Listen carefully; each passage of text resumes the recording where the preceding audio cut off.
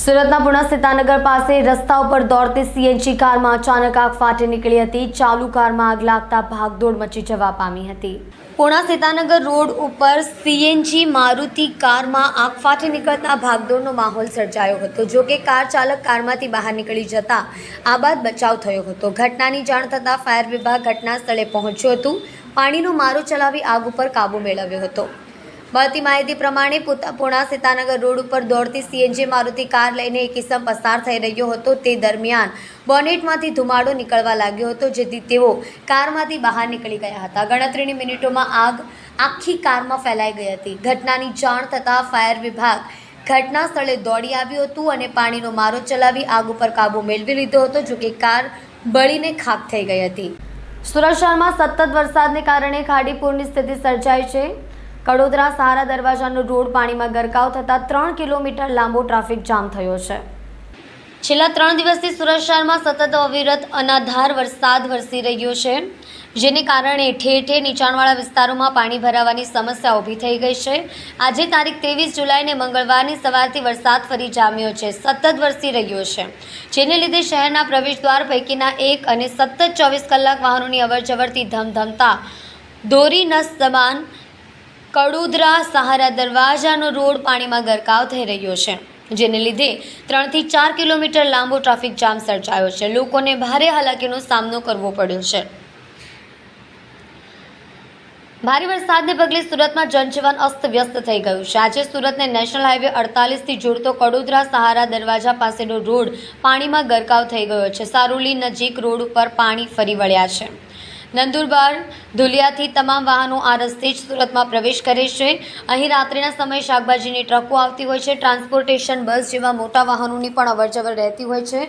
છેલ્લા દિવસના સમયે નોકરિયાતો, માર્કેટના વેપારીઓ તથા કાપડની હેરફેર કરતા ટેમ્પોની અવરજવર પણ રહેતી હોય છે। અહીં મોટી સંખ્યામાં કાપડ માર્કેટો આવેલી છે। સવારથી વરસાદને લીધે રસ્તો પાણીમાં ગરકાવ થતાં વાહન ચાલકોને ભારે પરેશાનીનો સામનો કરવો પડી રહ્યો છે।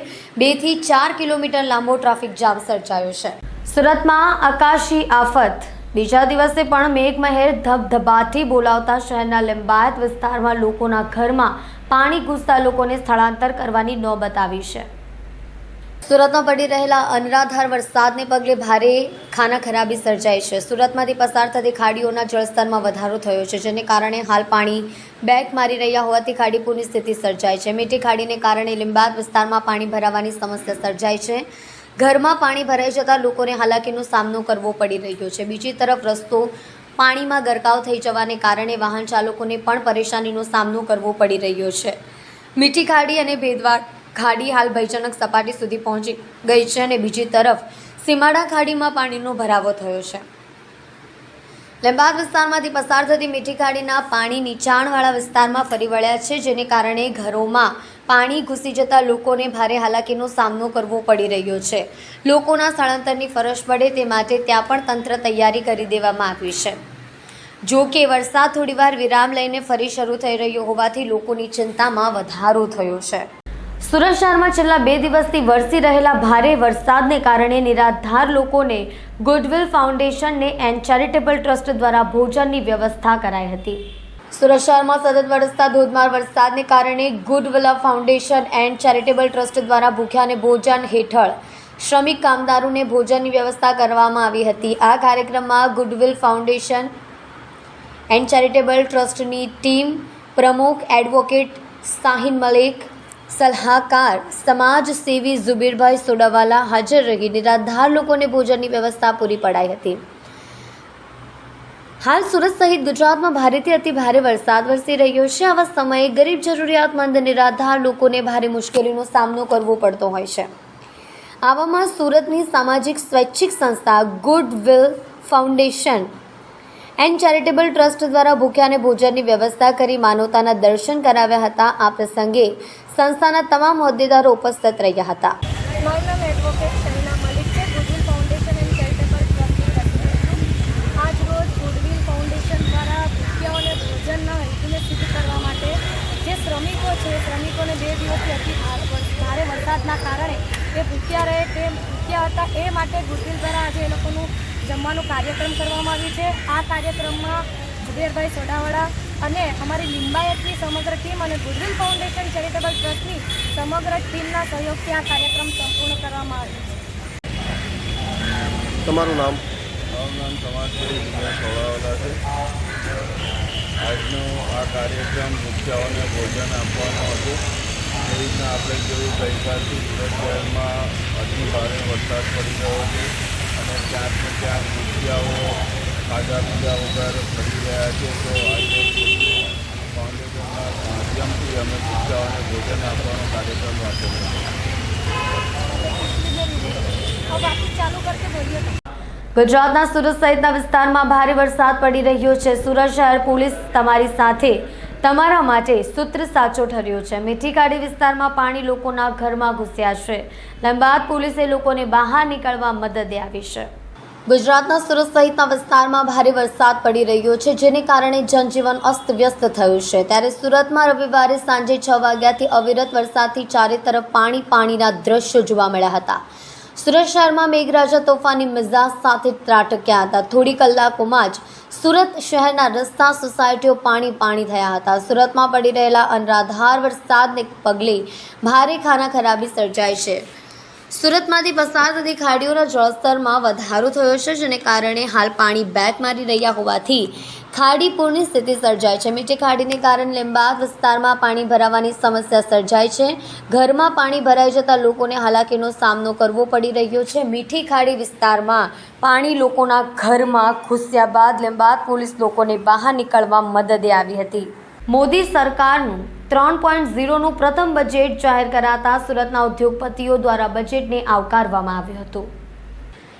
નાણામંત્રીએ બિહારને ₹57.5 હજાર કરોડ, આંધ્રપ્રદેશને ₹15,000 કરોડની સહાય આપવાની જાહેરાત કરી હતી। તેમણે બિહાર, ઝારખંડ, પશ્ચિમ બંગાળ, ઓડિશા, આંધ્રપ્રદેશ માટે માળખાકીય વિકાસ માટે વિશેષ યોજના લાવવાનું પણ વચન આપ્યું હતું।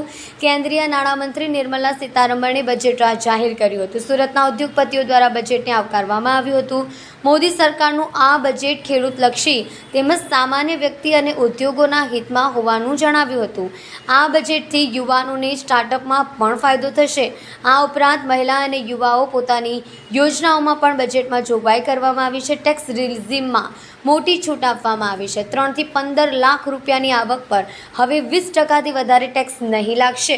5 રાજ્યોમાં નવા કિસાન ક્રેડિટ કાર્ડ જાહેર કરવામાં આવશે, તેમજ મહિલાઓ અને યુવતીઓને લાભ આપતી યોજનાઓ માટે 3 લાખ કરોડ રૂપિયાની જોગવાઈ કરી છે।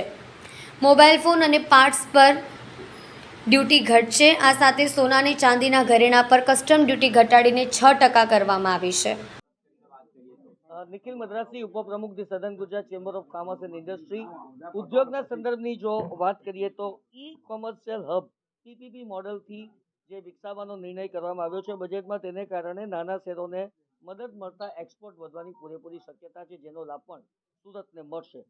સુરતને જે બીજો લાભ મળનાર છે તે સોલાર હબ સુરત બનતું હોવાને કારણે પીએમ સૂર્યઘર યોજનાને પ્રોત્સાહન આપવાનો બજેટની અંદરની જે જાહેરાત છે તેને કારણે સુરતની સોલાર ઇન્ડસ્ટ્રીને મોટો ફાયદો થવાની શક્યતાઓ છે। આ ઉપરાંત કાચા હીરા વેચતી આંતરરાષ્ટ્રીય કંપનીઓને માટે સેફ હાર્બર દર એટલે કે માઇનિંગ કંપની હવે સીધી સુરત આવી શકવાની શક્યતાઓ આ બજેટની જોગવાઈને કારણે વધશે। તેથી હીરા ઉદ્યોગને ફાયદો થવાની શક્યતાઓ છે। આ તો ઇન્ડસ્ટ્રીની વાત થઈ, પરંતુ ઓવરઓલ કેટલીક યોજનાઓની જે જાહેરાત થઈ છે તેને કારણે ઇન્ડસ્ટ્રીને મોટા ફાયદાઓ થવાની પૂરેપૂરી શક્યતા છે। નાણામંત્રી સીતારામનજીએ 7મી વખત આ બજેટ પેશ કર્યું, એને હું સમતોલ અને તમામ વર્ગોને રાહત આપતું બજેટ ગણાવી શકું। મફત રાશન યોજના 5 વર્ષ માટે લંબાવી એટલે ગરીબોને ફાયદો થાય એ સ્વાભાવિક છે। એજ્યુકેશન, રોજગાર અને સ્કિલ ડેવલપમેન્ટમાં 1.48 લાખ કરોડ, એને કારણે 4 કરોડ 10 લાખ યુવાઓને લાભ મળે, એનાથી સારી રોજગારી થાય એ અલ્ટિમેટલી કોઈ પણ શહેર માટે, કોઈ પણ દેશને માટે આવકારદાયક ઘટના ગણી શકાય। ઝીંગા ઉદ્યોગની પણ એક નાનકડી જાહેરાત કરવામાં આવી છે, જેથી સુરતનો ઝીંગા ઉદ્યોગ ચોક્કસ ડેવલપ થશે અને પ્રાકૃતિક ખેતી માટે 1 કરોડ ખેડૂતોને મદદ મળતા આપણી જે દક્ષિણ ગુજરાતની જે આખી સિસ્ટમ છે તેની અંદર મોટા પાયા પર ફેરફાર આવવાની શક્યતાઓ જોઉં છું।